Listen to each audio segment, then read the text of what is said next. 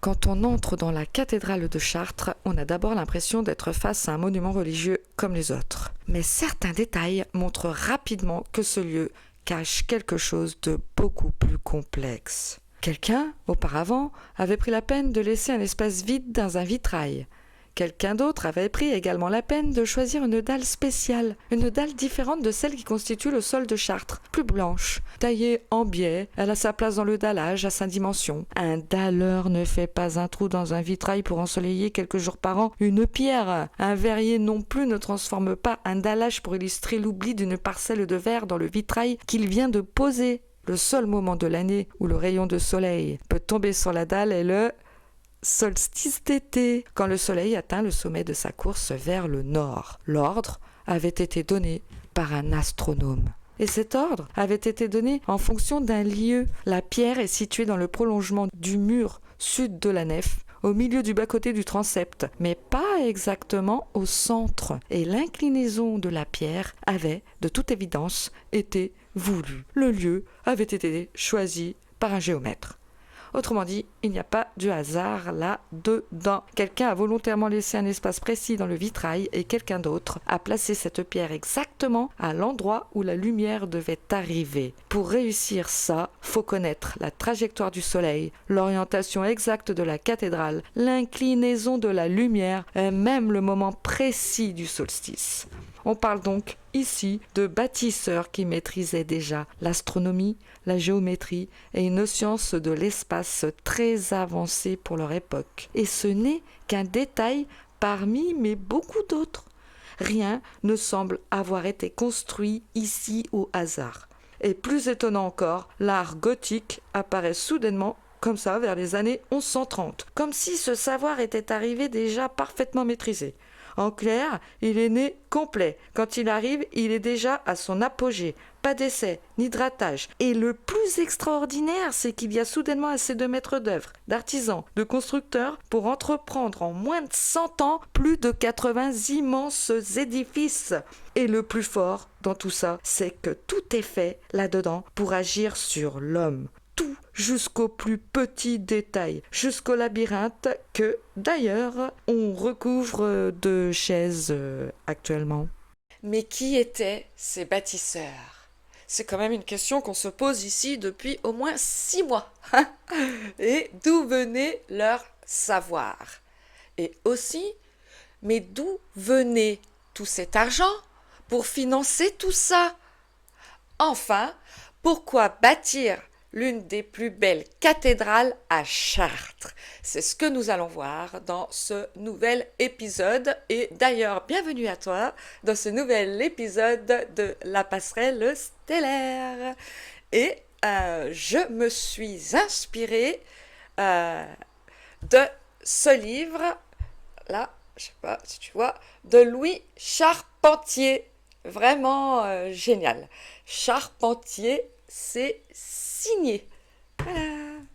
Ah oui, il faut que je te dise aussi pourquoi j'ai mis autant de temps à sortir cet épisode, parce que bah tu comprends bien, entre les ponts du mois de mai et maintenant Roland Garros, dans les derniers matchs là de la semaine prochaine, ça va être des matchs de fou.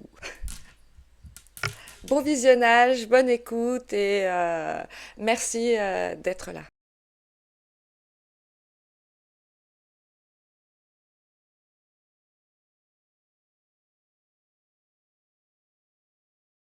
Pour comprendre le mystère de Chartres, il faut remonter bien avant la construction de la cathédrale.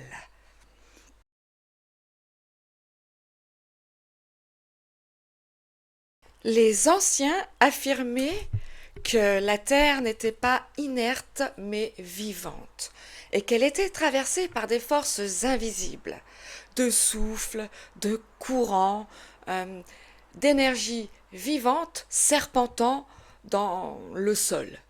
Ces courants telluriques sont nés des mouvements des eaux souterraines, des fractures géologiques, des différences de température entre certaines couches de roches, mais aussi des profondeurs même du champ magnétique terrestre.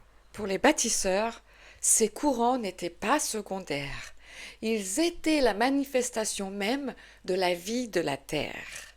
Là où ils disparaissent, le sol devient pauvre, stérile, sans vitalité. Mais là où ils sont, la terre est plus vivante. Les plantes poussent mieux, les animaux prospèrent et l'homme lui-même est affecté par cette présence invisible, spirituellement parlant. Les anciens nommaient ces forces la vouivre, ce que nous, on nomme aujourd'hui des courants magnétiques. Une énergie terrestre représentée sous la forme d'un serpent, symbole universel des forces telluriques. Une énergie cosmique représentée sous forme de serpent ailé ou de sirène. Et la rencontre de ces deux courants telluriques et aériens, représentés sous la forme de dragon ou de mélusine, lorsque ces courants terrestres rejoignent les influences célestes, les lieux deviennent sacrés. Ce sont des points de jonction entre le ciel et la terre. Alors les hommes y dressaient des pierres, des menhirs, des dolmens, des cercles mégalithiques, pas comme de simples monuments d'écho, mais comme des capteurs, des fixateurs d'énergie,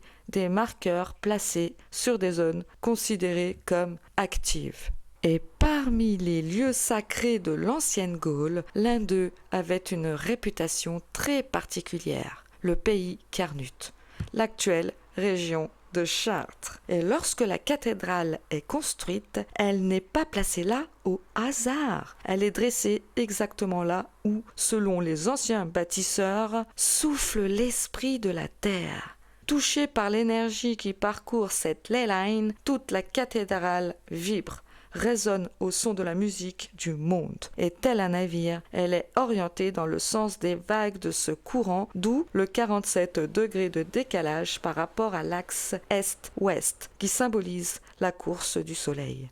Et rappelle-toi, ce qui est en haut est comme ce qui est en bas.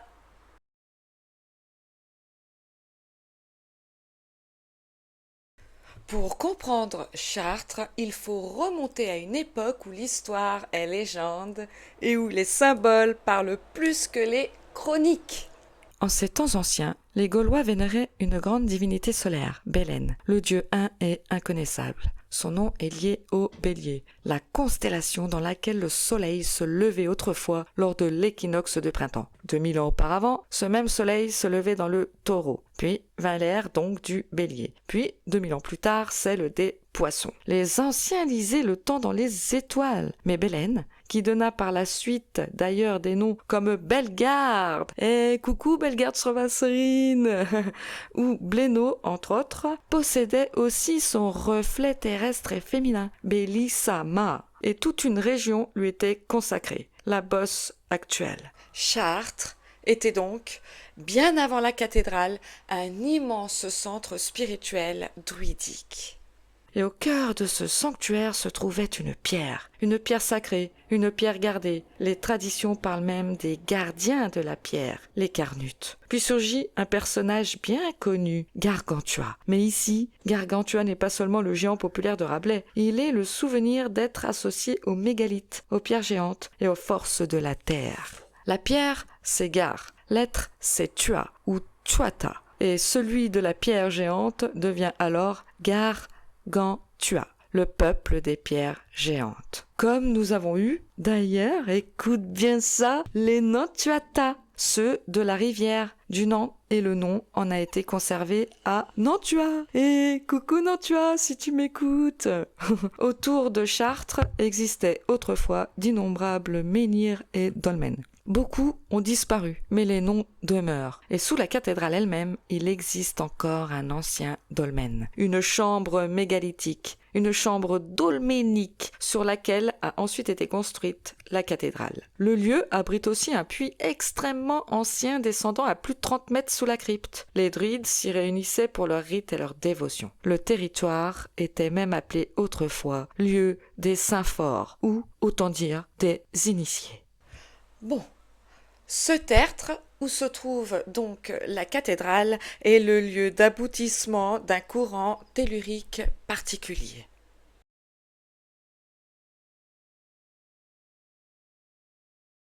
Puis, une autre énigme apparaît.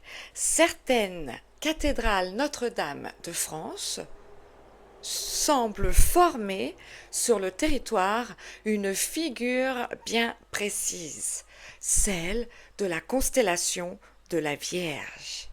Chartres correspond à l'étoile Gamma, Reims à l'épi de la Vierge, Amiens à Zeta, Bayeux à Epsilon, etc. Et lorsque l'on relie ces villes sur une carte, la ressemblance y est, comme si les bâtisseurs avaient voulu reproduire le ciel sur la terre. C'est bien une géographie sacrée, un miroir terrestre du cosmos. Cette idée n'était pas absurde pour les hommes du Moyen-Âge, car pour eux, l'univers entier obéissait à une harmonie commune.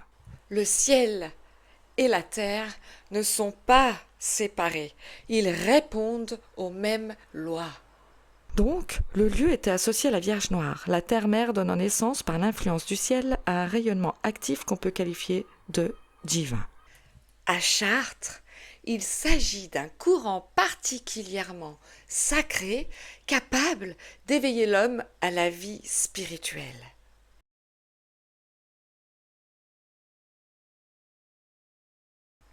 Le choix du tertre de Chartres n'est pas dû au hasard. Effectivement, Chartres est un lieu où l'esprit pénètre, où peut pénétrer la matière, un lieu où l'esprit s'incarne, et plus spécialement lors des grandes pulsations de la vouivre. Des pulsations saisonnières, analogues à celles du courant sanguin, et qui conditionnent les dates de pèlerinage aussi.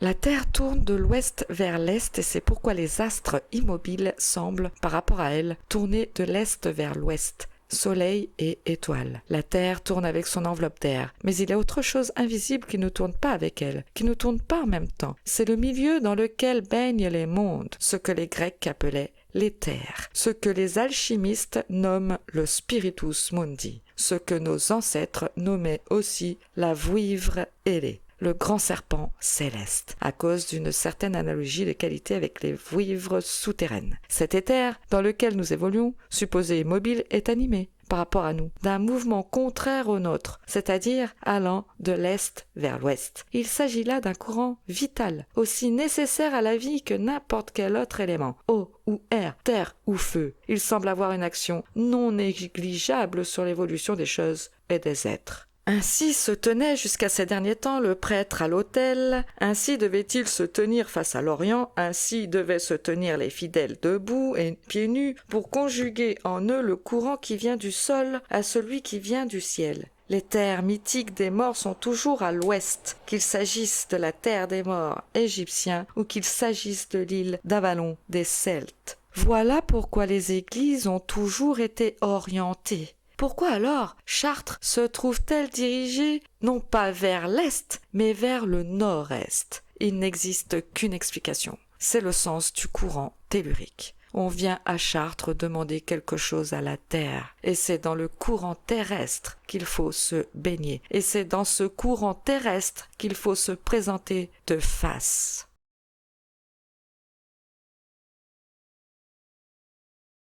Et si les cathédrales gothiques n'étaient pas seulement des monuments religieux, mais des instruments capables d'agir carrément sur l'être humain?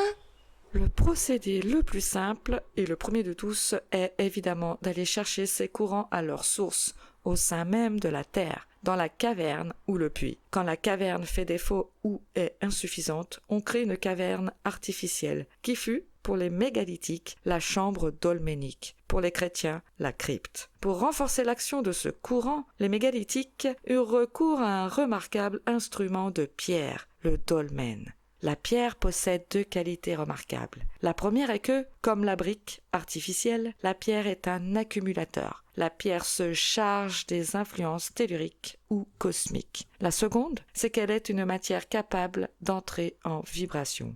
On peut concevoir un instrument musical constitué de pierres rationnellement taillées, ce qui est le cas des obélisques. Or, le remarquable instrument qu'est le dolmen, table de pierre soutenue par 2, 3 ou 4 supports, ressemble un peu à une lame de xylophone. Cette table, soumise aux deux forces contraires que sont sa cohésion et son poids, se trouve en tension. Elle est donc susceptible de vibrer comme une corde de piano tendu. C'est à la fois un accumulateur et un amplificateur de vibration. Et la valeur de l'onde tellurique prend, dans la chambre dolménique, toute sa puissance, puisqu'elle aboutit à une caisse de résonance. Ceci suppose une science plus grande qu'on n'en peut admettre de chasseurs de bisons qui taillaient leurs flèches dans le silex.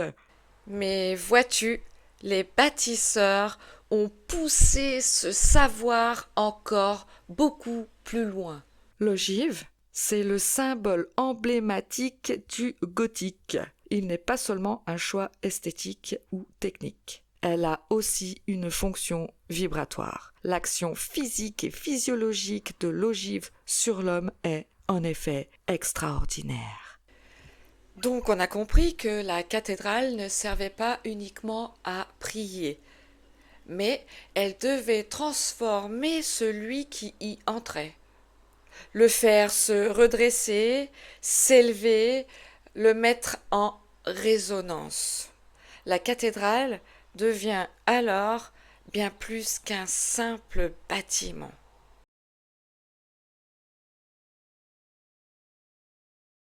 Plus on étudie Chartres, et tu vas voir, et plus on est en droit de se dire que la cathédrale n'a jamais été conçue uniquement pour la religion. Les bâtisseurs poursuivaient un objectif mais bien plus ambitieux, celui de transformer l'être humain lui-même. La conception gothique est de donner aux hommes l'instrument rationnel d'évolution vers une plus grande plénitude d'eux-mêmes. La cathédrale ne sert plus seulement à prier là, elle sert à éveiller, à redresser l'homme, physiquement, mentalement et spirituellement. Et les bâtisseurs vont encore plus loin. La cathédrale ne reste pas connectée uniquement à la terre, au courant tellurique, les pieds dans l'eau, mais elle s'élève dans les airs, dans les courants aériens, elle est dans les pluies du ciel, dans les orages de l'atmosphère, dans les courants cosmiques. Elle recueille la lumière, l'absorbe et la transforme. Elle est de terre, d'eau, d'air et de feu. À ce stade, on ne parle plus d'architecture ni d'art, car l'art sans esprit n'est que de la technique. Ici, on parle d'alchimie, pas celle des métaux, mais celle de l'homme. C'est une transmutation intérieure. On veut conduire l'être humain vers un stade supérieur d'humanité. Et pour que ça soit efficace, il fallait un instrument non seulement adapté à la terre, au ciel et à l'homme. Et quel Athanor a jamais été plus complet pour réaliser la plus belle des alchimies humaines. Ce n'est plus un mouton qui pénétrera dans l'église, mais bon ou mauvais, un homme. L'évolution est en route. Mécaniquement, elle se poursuivra à l'intérieur jusqu'à donner la conscience, du moins un certain sentiment cosmique qui est déjà en éveil.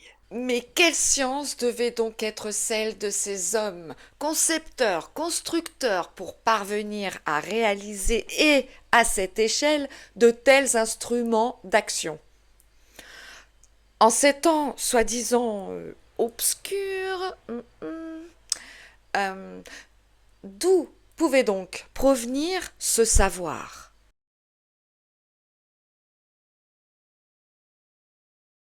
Plus on avance dans le mystère de Chartres et plus une autre piste commence à apparaître, celle des Templiers. Une partie de leur histoire est transmise de manière symbolique à travers les récits de la table ronde et de la quête du Graal. Derrière les légendes d'Arthur, de Lancelot, de Galahad ou de Perceval, on peut y voir en réalité le récit caché d'une initiation. Le Graal n'est pas seulement un objet, on l'a bien vu dans l'épisode précédent, et si tu l'as pas vu, je t'invite à le regarder. Il représente une connaissance, une transformation intérieure, un accès à un savoir divin. Et ce lien devient encore plus clair lorsqu'on regarde l'apparition soudaine de l'architecture gothique après la première croisade, et surtout après le retour des 9 premiers chevaliers du Temple. Alors, les cathédrales gothiques en étaient-elles les héritières ?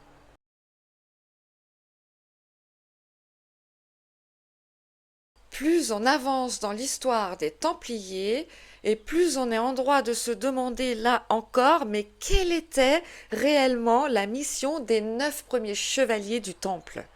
Il est bien évident que Bernard de Clairvaux n'a pas envoyé Hugues de Payns ni son oncle André de Montbard pour garder les routes. Cela n'est pas la raison non plus pour laquelle Eustache de Boulogne s'est séparé de ses chevaliers, ou encore pour laquelle Hugues de Champagne, en 1125, abandonnera son comté qui est presque un royaume. Mais si la garde des routes est un masque, quelle pouvait donc être la mission réelle des 9 chevaliers? Ils ont été choisis chevaliers, c'est-à-dire braves, et pas seulement physiquement sans doute, et entraînés aux armes. Et cependant, ils ne se battront pas, ils ne doivent risquer leur vie qu'au minimum. Leur garde les oblige à vivre au contact du monde, mais on a exigé d'eux qu'ils se conduisent comme des moines, qu'ils restent chastes et non soumis aux passions. Rien ne doit les dévier de leur tâche. Ils doivent rester non pas pauvres, mais sans possession personnelle. Il est donc impossible de les acheter. Enfin, ils doivent obéir absolument. La mission prime tout. Il faut,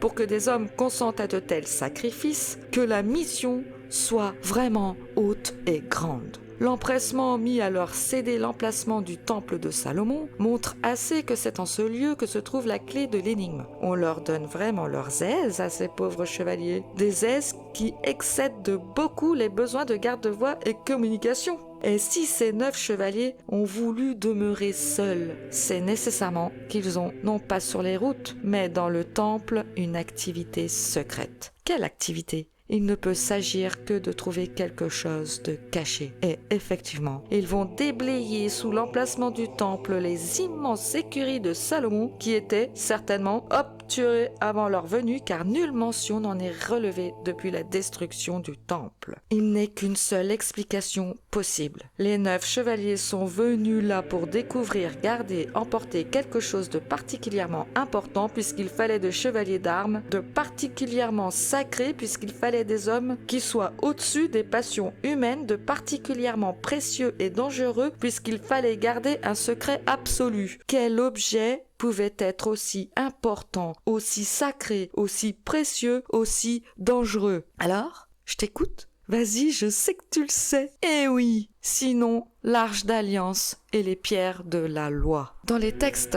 anciens, l'arche n'est pas seulement décrite comme un coffre sacré. Elle contient les tables de la loi, c'est-à-dire une connaissance considérée comme divine, fondée sur l'ordre, la mesure, les proportions et les lois du cosmos. Autrement dit, une forme de science divine, celle du nombre, de la mesure et du poids. J'ai fait tout avec nombre, avec mesure et avec poids, dit l'Éternel dans la Genèse. Ce savoir aurait ensuite influencé les bâtisseurs des cathédrales gothiques. Comme si les Templiers avaient rapporté d'Orient bien plus que des reliques. À partir de là, la cathédrale gothique ne devient plus seulement un monument religieux. Elle est l'héritière possible d'une tradition initiatique beaucoup plus ancienne.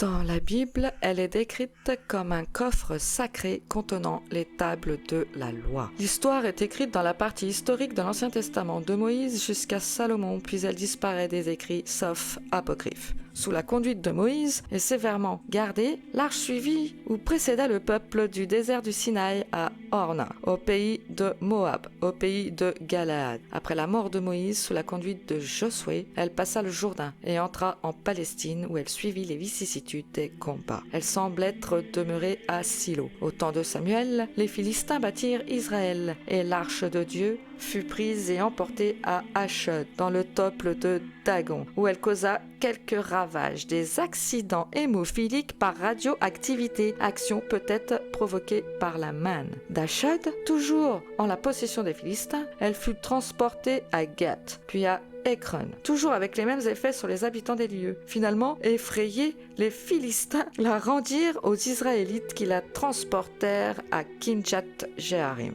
d'où David la fit transporter à Jérusalem dans sa demeure de Sion. Salomon devait la mettre dans le Saint des Saints du temple qu'il fit construire.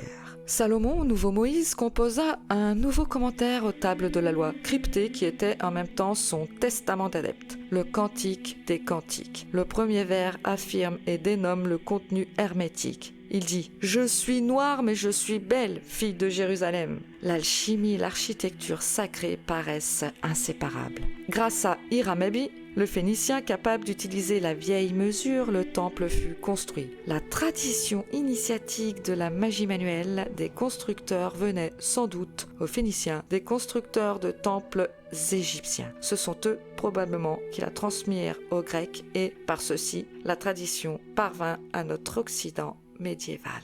Bien avant les croisades, une légende courait l'Occident à propos d'un mystérieux prêtre Jean quasi immortel qui avait fondé un royaume chrétien quelque part vers l'Orient et qui aurait dû à la fois son succès et sa longévité à la possession de l'Arche d'Alliance. Pendant tout le Moyen-Âge, des hommes allèrent à la découverte de ce royaume mystérieux dont on ignorait l'exacte position géographique puisqu'on le situait en Perse, en Inde et jusqu'en Chine. Saint Louis lui-même y expédia des ambassadeurs qui ne revinrent jamais. Et, de toute évidence, ce qui intéressait l'Occident dans ce royaume du prêtre Jean, c'était l'Arche, source de toute puissance. Car, si les savants des monastères avaient quelques lumières sur ce qu'était l'Arche et son contenu, il est probable que les laïcs des rois au peuple la considéraient comme un extraordinaire talisman de richesse et de puissance. Mais, savants et vulgaires étaient tellement convaincus de sa valeur qu'on peut se demander si les croisades, au-delà de motivations religieuses et politiques donc, n'ont pas été montées spécialement pour sa conquête. Parce que, vois-tu, ces tables ne représentent pas uniquement des commandements religieux. Elles symbolisent aussi une connaissance sacrée, celle de l'ordre, des proportions, des nombres et des lois de l'univers. Autrement dit, une science de l'harmonie entre l'homme et le cosmos. Et Salomon aurait utilisé ce savoir pour concevoir son temple. Un temple pensé non seulement comme un lieu religieux, oui, mais surtout comme une structure capable d'agir sur la conscience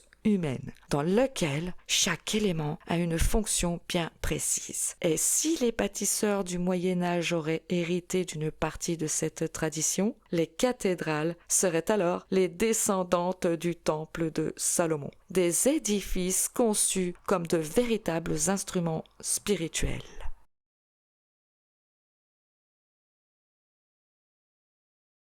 Les Templiers auraient-ils rapporté d'Orient donc un savoir oublié? Alors, selon plusieurs traditions médiévales, les 9 premiers chevaliers du Temple seraient revenus de Jérusalem avec bien plus qu'une richesse matérielle. À partir du XIIe siècle, l'art gothique apparaît subitement en Europe, avec une maîtrise technique et symbolique déjà extraordinaire. Comme si un savoir avait soudainement émergé, comme ça, et pour certains, les Templiers auraient joué un rôle dans cette affaire. Non pas forcément en apportant un trésor, mais plutôt une connaissance. Le gothique deviendrait alors mais bien plus qu'un style architectural, mais une véritable science symbolique, géométrique et spirituelle. Une science destinée à élever la conscience humaine.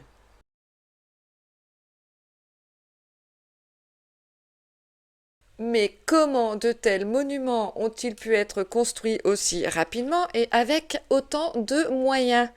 Eh bien, c'est qu'il s'est simplement produit deux choses. L'une historique et l'autre qui n'apparaît pas dans les manuels d'histoire comme dit d'habitude.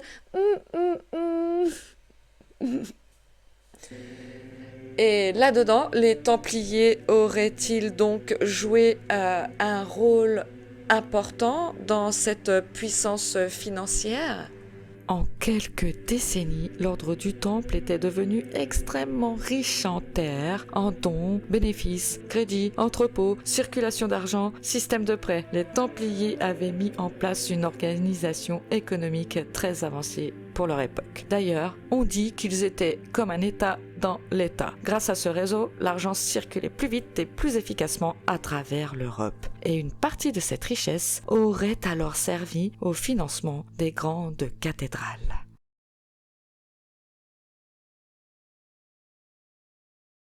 Derrière les pierres, les piliers, les proportions de la cathédrale se cache un véritable langage géométrique.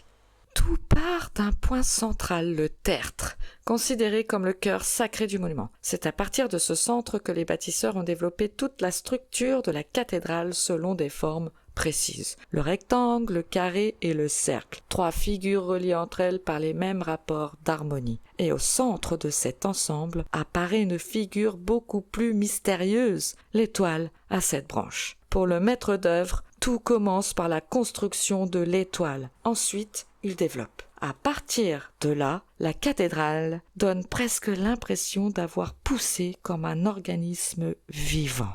Comme si les bâtisseurs avaient recherché dans la pierre à reproduire les lois mêmes de la nature.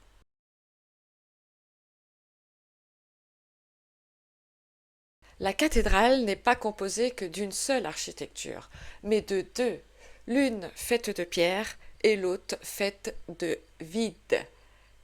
Et si tu as vu des épisodes dans la saison 1, t'es à la page. Et comme tu les as vus, hein, eh bien, tu sais que le vide n'est pas vraiment vide.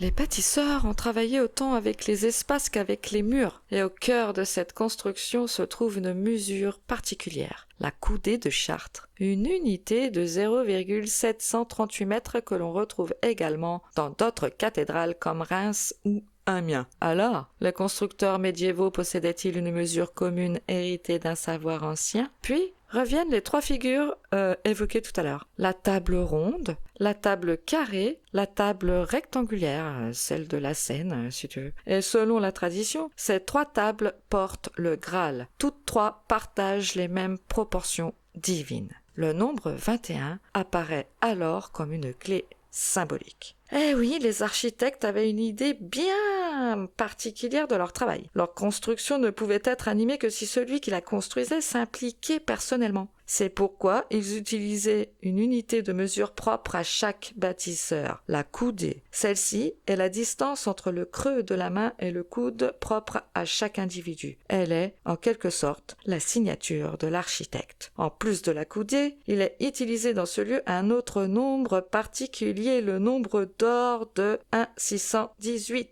Toutes les constructions faites avec cette proportion ont 2 caractéristiques: être harmonieuses et laisser passer la vraie lumière. Les cathédrales étaient des bâtiments sacrés. Elles ont pour vertu de nous faire percevoir la vraie lumière. Pour la lumière visible, ce sont les ouvertures physiques, les rosaces, les vitraux. Pour la vraie lumière, qui est invisible à l'œil, c'est le nombre d'or. Et là, on peut dire merci à Patrick Burenstenas pour ce petit passage que j'ai repris. Donc, derrière ces rapports numériques se cache surtout une chose, une action sur l'homme lui-même. Car la cathédrale n'a pas été conçue uniquement pour être admirée, elle a été pensée pour agir. Agir sur la conscience, agir sur les perceptions, agir sur l'état intérieur de ceux qui y pénètrent. Chaque proportion, chaque vide, chaque alignement, chaque mesure, tout participe à une même intention: élever l'être humain.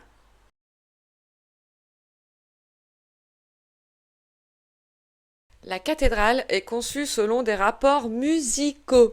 C'est pas un truc de fou, ça aussi, non?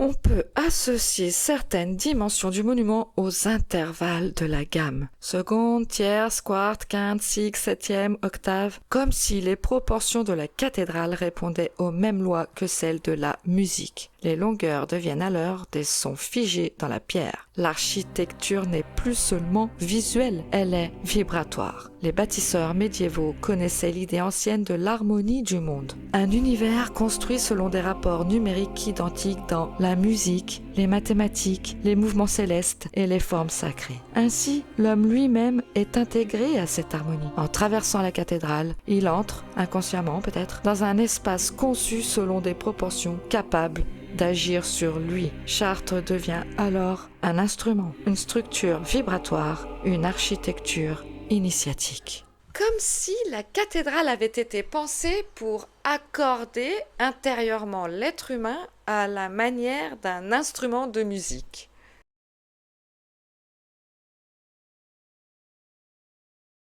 À Chartres, la lumière ne passe pas simplement à travers les vitraux. Elle est transformée. Le verre gothique ne réagit pas comme un verre ordinaire. Les vitraux médiévaux possèdent une qualité particulière. Ils ne laissent pas seulement entrer la lumière, ils deviennent eux-mêmes lumineux. Même lorsque la lumière extérieure baisse, les vitraux de Chartres continuent de rayonner. Cette propriété a conduit certains chercheurs à rapprocher les vitraux de l'alchimie. Le verre coloré serait alors considéré comme une matière transformée, chargée d'une énergie particulière. Dans cette vision, la lumière est composée de vibrations lumineuses et d'une particule d'énergie. Il est permis alors de se demander si le verre alchimique, étant donné les étranges propriétés qu'il révèle à la lumière, ne constitue pas un filtre qui, tout en laissant passer la vibration lumineuse, retient la particule énergétique nuisible à l'évolution de l'homme dans le temple. C'est du super high-tech.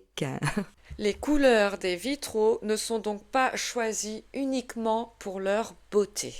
Les alchimistes tiennent que la teinture qui colore la matière est due à l'incorporation, à cette matière, du spiritus mundi, l'esprit du monde, cette force universelle qui traverse toute la création. On peut s'émerveiller des couleurs des vitraux, ils sont magnifiques, et de l'harmonie qui préside à leur composition. Comment en pourrait-il être autrement quand c'est l'esprit même du monde qui en a fixé les teintes? Et comment pourrait-il ne pas s'harmoniser avec ce vaisseau d'harmonie géométrique et musicale dont le ciel et la terre ont projeté le plan? N'empêche que la cathédrale n'est plus seulement construite en pierre, elle est aussi construite en lumière. Effectivement, Chartres est un immense temple de lumière où architecture, géométrie, son, couleurs ont été pensés pour agir ensemble sur la conscience humaine.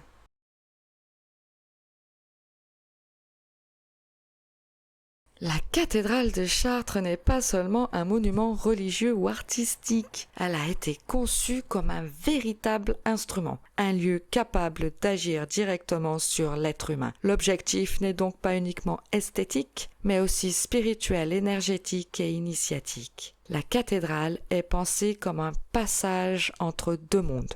Et une chose est sûre et certaine, l'homme qui entre dans la cathédrale ne ressort plus jamais le même.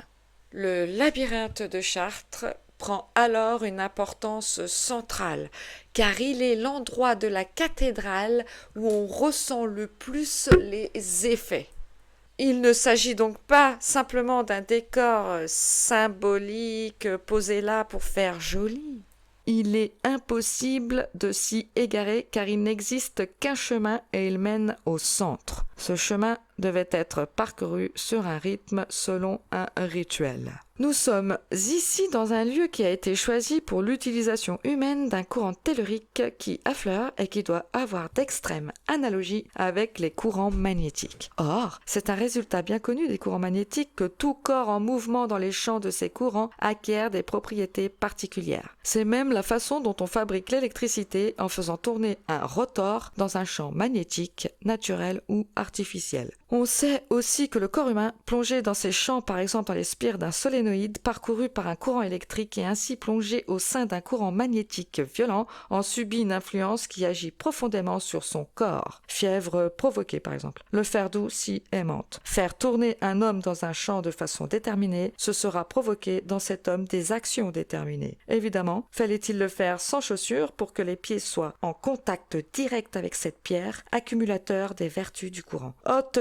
la chaussure de tes pieds, car le lieu où tu te trouves est sacré, dit l'Écriture. L'homme parvenu au centre du labyrinthe sera un homme transformé dans le sens d'une ouverture intuitive aux lois et harmonies naturelles. Pendant tout son voyage, l'homme qui pénétrait dans la cathédrale était baigné d'effluves telluriques, sonores, visuels, lumineux dans lesquels les effets magiques du rite devaient prendre une ampleur et une puissance extraordinaires et l'homme devait s'en trouver marqué profondément. Mais si le rite, abattardi, a perdu beaucoup de sa puissance, si la disparition de nombre de vitraux protecteurs rend la lumière solaire destructrice, si les haut-parleurs résonnent étrangement faux et les cantiques plus encore dans ce lieu qui se voulait celui d'une harmonie sans faille, l'harmonie architecturale est demeurée intacte, ou presque. Et nul ne peut se vanter, même actuellement, de sortir de la cathédrale de Chartres, identique à ce qu'il était avant d'y pénétrer.